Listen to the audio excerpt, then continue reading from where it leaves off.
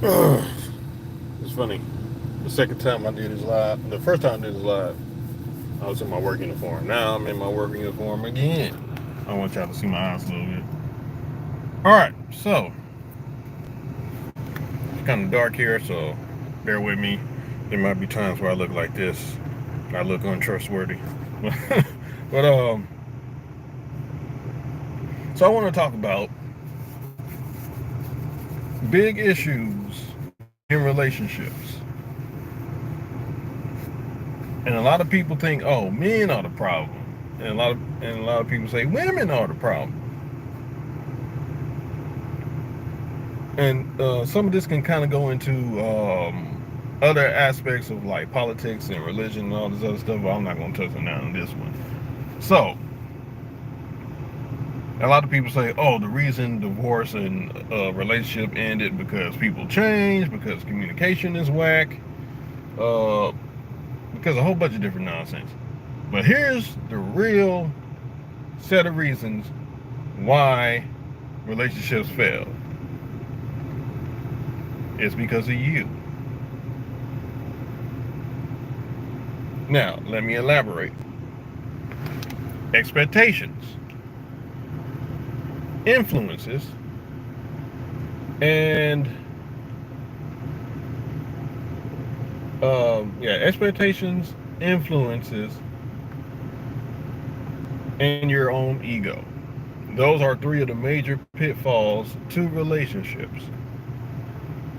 Because, so example, let me dive into these, and I got three things that can help replenish or keep your relationship strong. Well, I'm going to talk about expectations. Usually, when we get into a relationship or when we do anything in life, we have an expectation. We have a certain set of rules and guidelines how we think the people around us should act. And sometimes we have to teach people how to act around us, like set boundaries and different things. Other times, we might just think we are hotter than we actually are, and then we place things upon other people. So usually those expectations equals resentment when they are not met. So whether to a partner or whether you just create it in your head, the moment they don't meet that expectation, they automatically is waste in your eyes. They lose credibility, they lose respect, trust, all these different things. So a lot of times people think that any expectation they have is a healthy one or a valid one, just because it's basically like talking to a toddler. Hey, why do you want ice cream? Because I want it. Well, we can't have ice cream right now. You can have it after dinner. But I want it. And then you're like, no, you can't have ice cream. But I want it. That's basically how we are as adults. We just have better ways of disguising it so we don't look as pathetic doing that, but we are actually more pathetic doing it. So the major, one of the major things is checking our expectations, understanding what they actually mean. Oh, what's up, cat? I hope you don't mind me calling you cat. Um,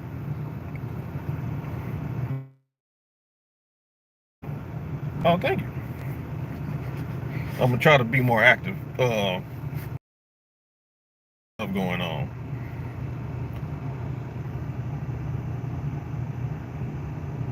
It's Lar.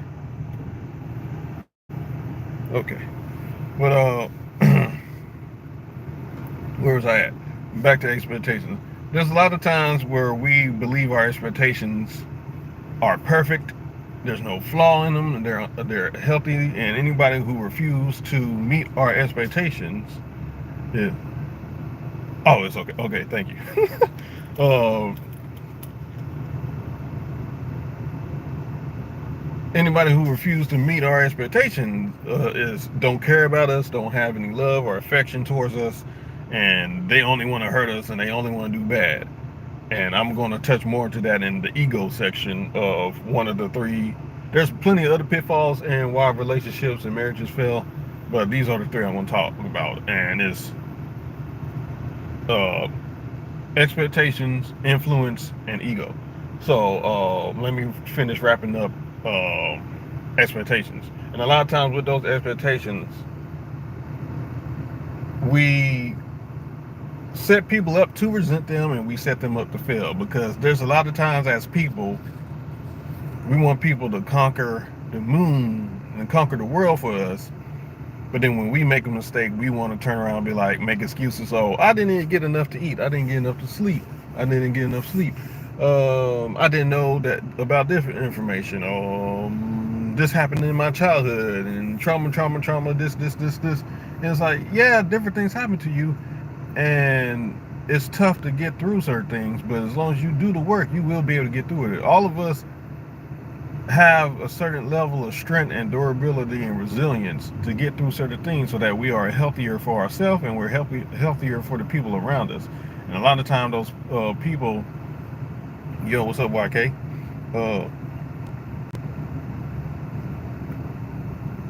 Yes, sometimes,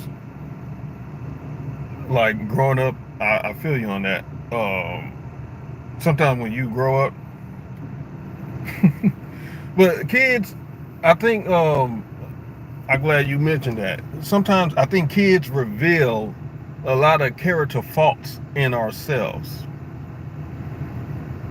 Kids bring up a lot of character faults, because I know me, with like being easily annoyed or angry at certain stuff, they point out those different things to know, oh, I got to work on this. Because over the time becoming a father, I'll start to learn, okay, maybe I need to talk to my daughters this way, maybe I need to talk to them that way, instead of just going, why are you doing that, what's wrong with you, da, da, da, da. And even in relationships, they reveal character faults. And instead of looking at each other as people who are sharpening us to be better people and stronger people, we view them as an inconvenience. And we expect, back to, see how I looped it back to expectations, we expect them to basically be convenience tools, or notches on our belt to make our life more convenient, more accessible, more like, basically we're the main character of a TV show and everybody else is role character. And the beginning of the show is starring this person, and you the first person to pop up and you dance, and it's a catchy jingle at the beginning of the episode, and then you get the biggest paycheck. Everybody remember you the most because you the main character, unless the side character is just really, really sorry. But I mean, not really, really sorry, really, really awesome. And the way they wrote your script and different stuff kind of leans more to you being outshining. I don't know.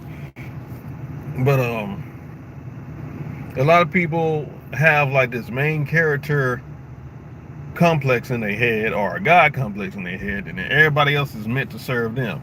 And I think that's spin from different, like I mentioned trauma earlier. It's spin from people experience whatever type of trauma they had. I don't want to get into specific details, because if I just breeze through it, it's going to seem like that I'm trying to undermine whatever they experience. But a lot of things in those relationships, or anything they experienced before,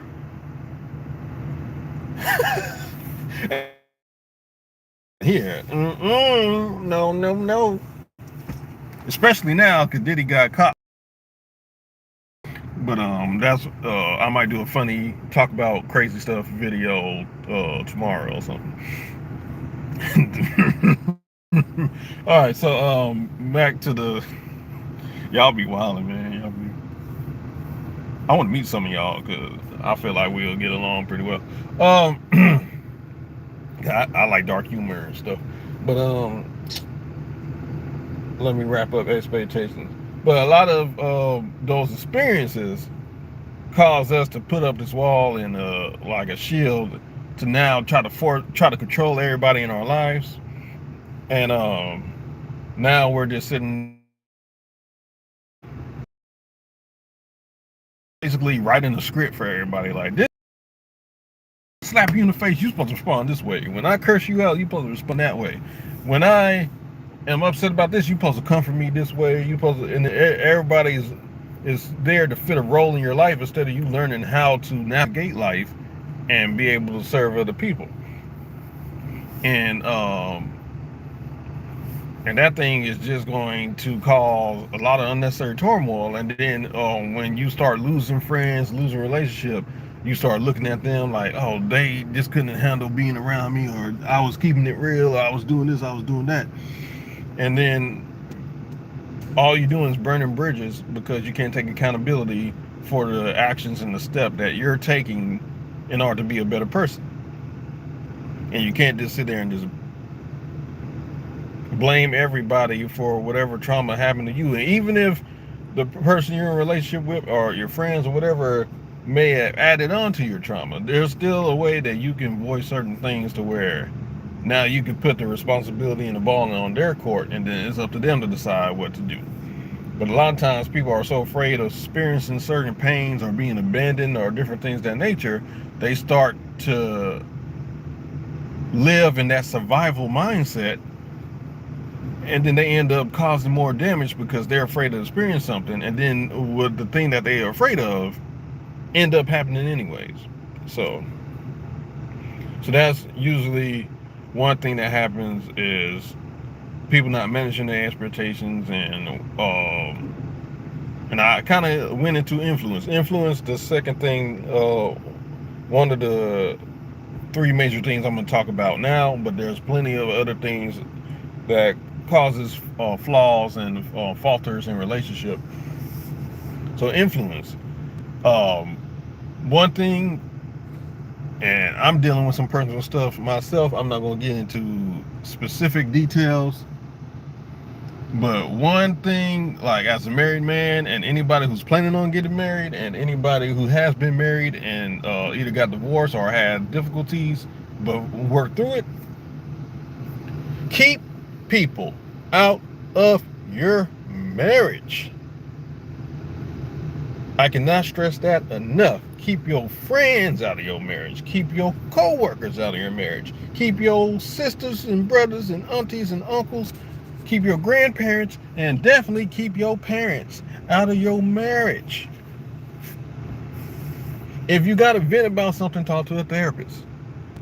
If you're not able to articulate what you're going through to your partner, if you feel like they're not a safe space, or if y'all both too emotional and easily triggered to have a solid conversation with each other about a problem, talk to a therapist. If you absolutely got to vent and talk to somebody, or talk to like a wise counsel group that has like a impartial, who like looks at you and your partner the same. Because even if your parents know you kind of wrong, they still gonna have your back.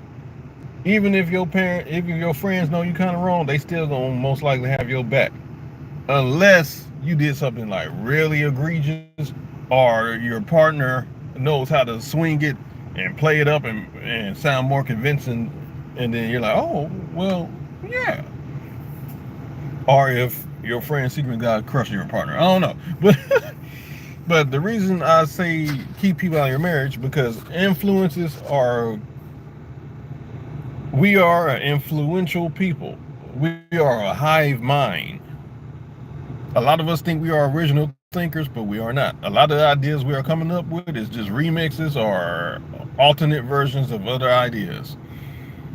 And the more that you involve your friends, your family, co-workers, strangers, all these different people into your marriage, the more influences you have, and the less you're taking time to think, okay, what's actually happening in my marriage?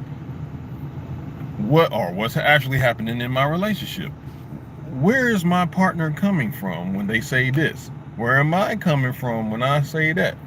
And y'all spend more time trying to build an army to take down your partner, to get them to change to be more convenient for you, and for you to ignore your problems or whatever the case may be. I don't know what happened, but when you're able to make somebody the villain,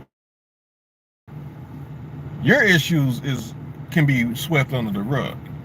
Instead of it being like, hey, I made mistakes, you made mistakes, I assume this thing, you assume that thing, instead of y'all treating y'all issues and even your preferences in relationships. Like if you prefer the tiles to be folded one way and they prefer the tiles to be folded another way, there's ways to work through that and realize it's not that important. As long as the tiles are put up neatly in the towel rack or the towel cabinet or whatever you got, the tiles come and go. You buy new ones every day. You can't get a new husband every day. You can't get a new wife every day. You can't get a new partner every day. Especially somebody that you can share your deepest, darkest secrets with, and they just look at you and be like, okay. Because that's how me and my wife was. Before we started dating, she shared something that she thought I was going to reject her with. And I was like, shoot, I got some dirt too. Let me tell you about my dirt. And and then we was like, cool, we both got dirt. Let's build a garden. And then, but you know, things are a little difficult now, but we'll get through it. I believe so. Maybe. I don't know what's gonna happen. But influences. There's a lot of things, even what you watch on social media or the type of people you talk to, even at first you might reject the idea, oh, that's a stupid idea, that's this, but eventually you're gonna start seeing certain things. And even if it could be something similar to what you think is actually happening, that's not the truth of the matter. And then when you confront your partner about it and then they tell you something, you're gonna think they're lying, and then you're gonna think, oh, she just like this person that I used to know, or she's just like the women I see on social media, or he's just like the men I've seen at the barbershop, or whatever the case may be. And then y'all sitting there, you know, not trusting each other fully, and then y'all expect each other to be the great partner, but now there's no intimacy in the relationship, there's no bonding. It's more just do what I want you to do and everything's gonna be fine. And then y'all start drifting apart, and then either somebody steps out or y'all have an argument and it gets a little bit too out of hand, and then now people scared of this person, people afraid of this person, or this person say, oh, you was always like this, or there's this a war that's happening when y'all supposed to be a unit. For example, I'm sitting in my truck right now. My truck will not be able to run if I don't have gas in it. My truck won't be able to run if I have an engine in it. That don't mean that one thing is more important than the other thing. And what happens is when y'all get those influences, then I know some of y'all, if y'all on social media a lot, y'all probably heard, I'm the prize. The next person to say I'm the prize need to get hit between the eyes. I'm just saying. I don't care, man, woman, whatever gender you are. If you say you the prize, you need to get socked. And I don't like promoting violence, but that's the type of nonsense. Is y'all, a lot of people want relationships to fail, so they say crazy stuff to get money.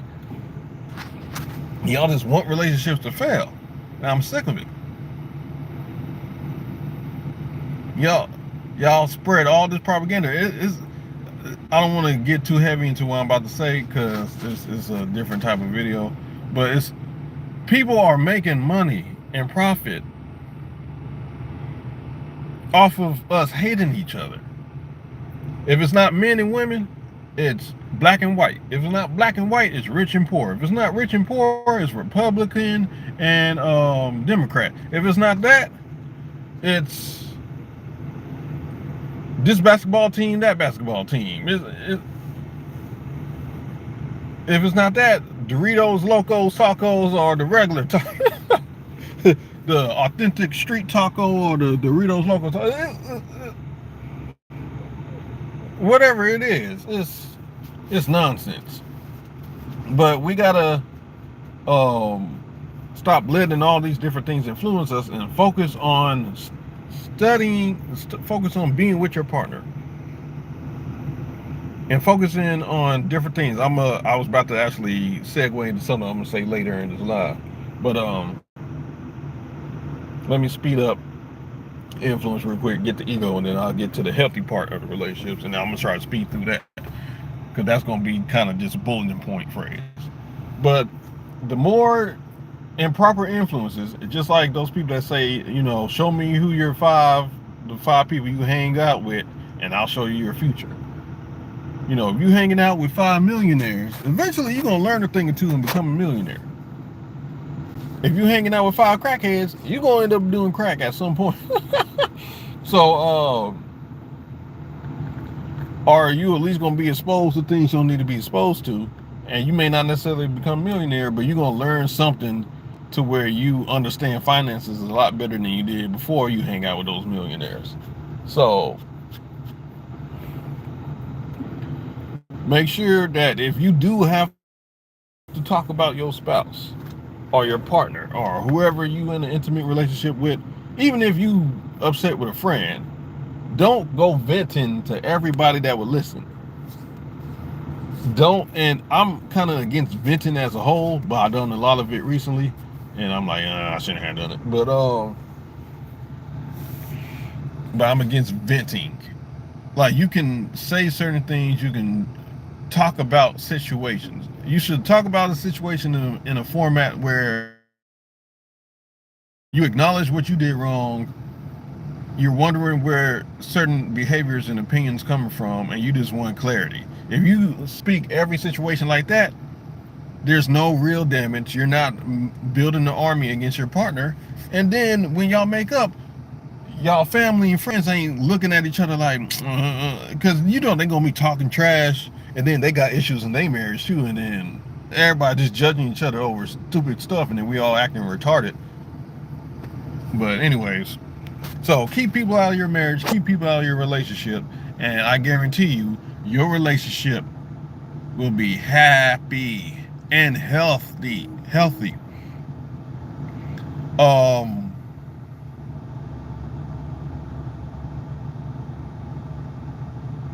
Happy and healthy. Plus, also, if you can, keep your relationship off of social media as well.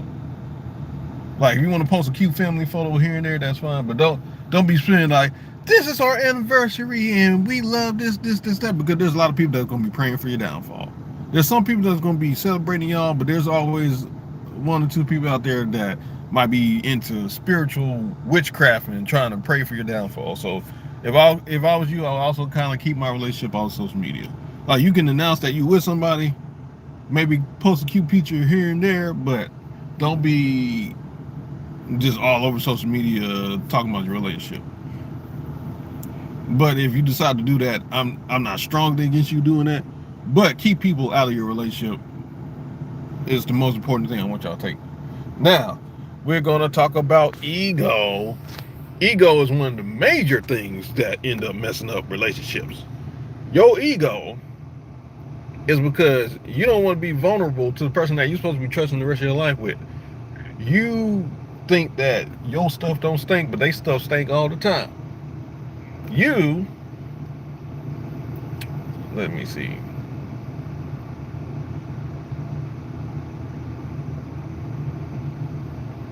Even when you know you're wrong, you don't want to admit it because they said something you didn't like and you didn't like how they said it, but it was the truth and it was something you needed to hear. But you decided, I'm just going to argue anyways. I just want to win the argument. I may not be right about the situation, but I don't want to end it. I just want to win the argument.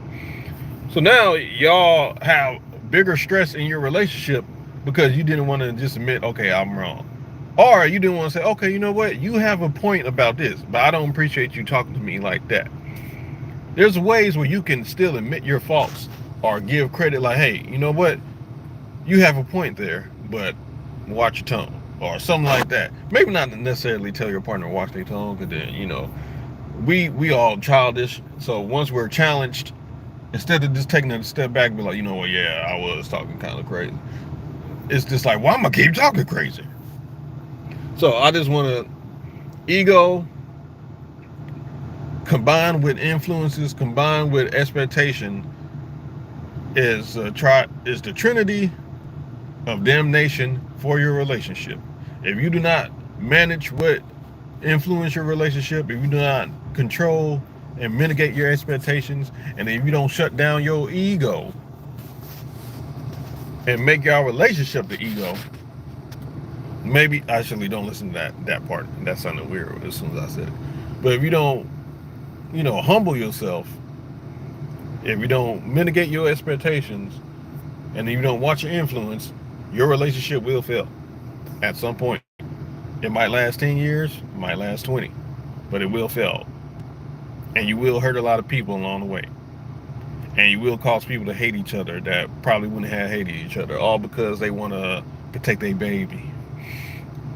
So now, let's get into 3 major things that can help your relationship. Being the student of your partner. That's one. Being a servant to your partner.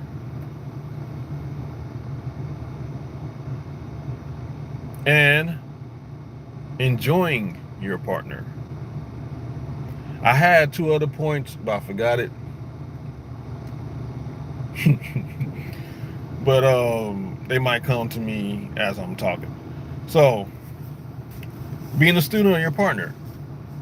If you're in a long-term relationship, your partner will redefine who they are and learn different things about themselves and realize, especially if they've been through certain things, like, let's say they was bullied when they was younger or different things, they are learning to actually be comfortable with who they are comfortable making certain changes. And a lot of times you're going to be that test to see what type of boundaries they can set and different things. So the more you learn about your partner and you're focusing on studying them, you're not trying to judge them or things the wrong way, the healthier your relationship will be, because you are constantly taking note of the changes. And then you're taking that, and as long as you're applying what you're learning, your relationship will be fine. Serving your partner. Whether your love language is acts of service or not, doing little things for your partner. Like if you know your partner loves coffee, and you wake up early, make them a pot of coffee in the morning without them even having to ask, that's going to do big things for you, player. Whether you're a man doing it for a woman for a man, or whatever type of relationship you in. That servitude, that thought of, I'm going to get up and do something for them. Most healthy relationships, even if they don't always say thank you, they going to note that, and they're going to be like, wow, you did that for me. You don't even like waking up early, but you woke up early just to make me a cup of coffee. Let me smack it, girl. Smash it and bang. Okay. Those of you who know.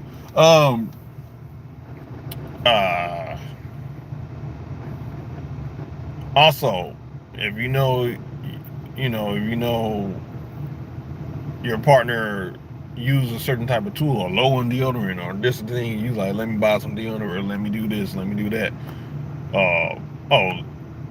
They've been on their feet all day, let me rub their feet, let me run a bath for them, let me cook them some food and put on their favorite show, they working late, let me make sure the kids in bed and different stuff that nature, the kitchen clean. The more y'all focus on serving each other, the easier it is for y'all to communicate different things with each other, and y'all have that level of comfort and y'all have that level of trust. And then there won't be much for y'all to feel like to vent about the other person. And then if you are feeling something strange, you probably will feel safe to open up to each other about it, and then y'all can have a smooth conversation. And y'all be able to work things out. Now I'm gonna get into enjoying your partner. It's different than serving, because you can serve somebody and hate their guts. But enjoying your partner is what's going to be the glue, the paste, the adhesive, whatever other words that means sticking together and hard to remove stuff. Y'all find activities that y'all enjoy doing together. Even if y'all like just sitting down at a park, people watching, or if you just go out for a coffee date, y'all go out to a restaurant, if you go dancing, two-stepping, if you like listening to live music, going to a musical or orchestra, if y'all like to binge watch a certain show, Just enjoying each other's company would do wonders for your relationship. Because at the end of the day, y'all are doing life together. Y'all supposed to be doing life together, whether you married, unmarried, whatever the case may be. If you want a healthy relationship, enjoying being around your partner. And I'm not saying you got to spend every waking moment with them, but like when y'all do spend time together, when y'all actually enjoy and y'all ignoring the stress of life and y'all not worried about deadlines or the house looking this way or this that way. Because when all those things, when y'all are working as a unit and y'all doing everything y'all supposed to do as far as connection, any minor problem or everything y'all see as a problem, y'all can just talk about it, come up with a plan, knock it out, boom, y'all back to enjoying each other. And what happens is a lot of times y'all let y'all ego, what y'all think life should be like, y'all let other things influence you, and then y'all have a certain expectation, and then when all that goes to crap, now you looking at your partner as an enemy instead of your right arm or your left arm. Because when if you look at a relationship and the people involved in the relationship as parts of one body, it's a lot easier to want to connect. When y'all start looking at a relationship like, I'm this person, you're that person. Yes, you can still be individuals, but the more y'all think that y'all are one entity, one being, I believe that you'll be healthier. I believe that wholeheartedly. Because if you bang your arm or your funny bone on a door or something hard, you're not gonna just chop your arm off. You're gonna be like, oh, it hurts. Let me rub it. Let me put something on it. If you cut your hand, cut your finger, you're gonna try to get some first aid and treat it. But what happens a lot of times is we forget that we're one body. So when something's not working right with our leg or our arm, we just cut it off. And then now you're wondering why you can't move the same. You're wondering why life ain't as easy as it was earlier. Instead of figuring out what the problem is and working together to treat the problem and heal from it, y'all just destroy the body. And then y'all think, oh, it's all about my happiness, it's all about my joy, it's all about that. And then now, especially like if you got kids and you get divorced from kids, not only are you destroying you're losing a piece of yourself when you're ending relationships. Now, I'm not talking about the people who are being abused or whether it's physically, emotionally, whatever the case may be, the people who are in actual toxic relationships and the person is not showing any signs of being a better person. They're just saying, you do what I say or else you're going to pay for it. To the moon, Alice. But, but if it's just like y'all just disagreeing about certain things or y'all having trouble like seeing eye to eye on certain things, there's healthy ways to go about it.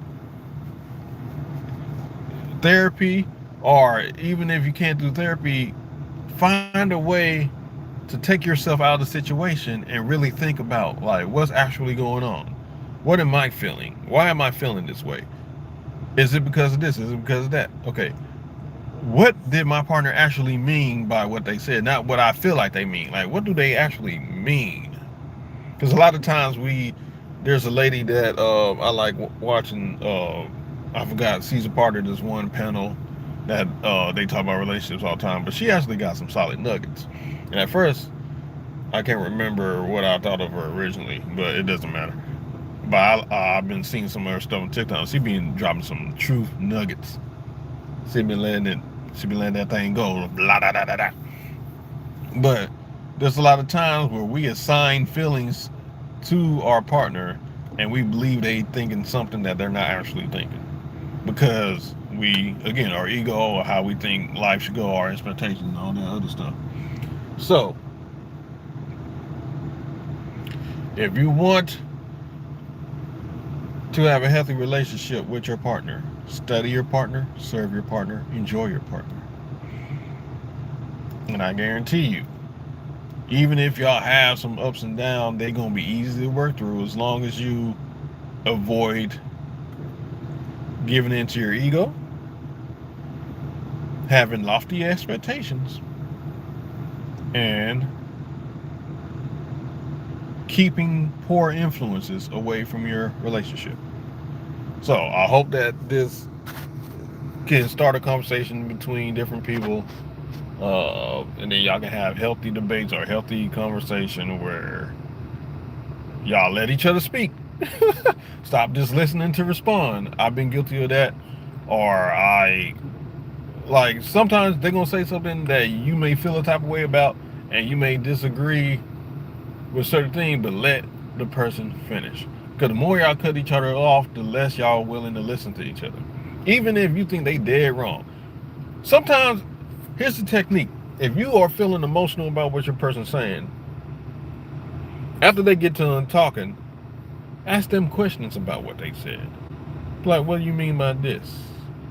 So when you said that, what does that entail? Why do you feel that way? When you ask those type of questions, I guarantee you, the conversation will become a little bit less heated because now you're taking time to get them to also fully process what they're feeling and what they're saying. Then, once you get through that, now you can be like, oh, even if you still disagree with everything they said, now they feel like you respect them. Now they feel like you value them.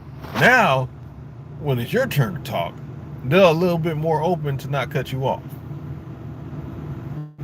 So, I've been here for almost 40 minutes, so I'm going to just wrap this mug up. So, I got love for everybody.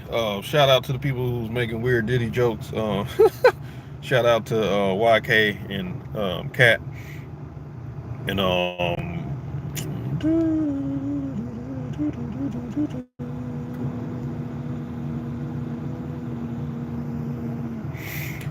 And I will. I'm looking at some stuff on here. I'm trying to. I'll just pull her up there. I hope that this helped anybody that watch. I know I don't get a lot of views because I'm not consistent with my activity on here. Soon I will be, because I just want to talk about different stuff that I think this will help me being able to just post a video, whether it's a live video or if I edit some other type of video and just post it and just focus on just being able to express different things and get people talking.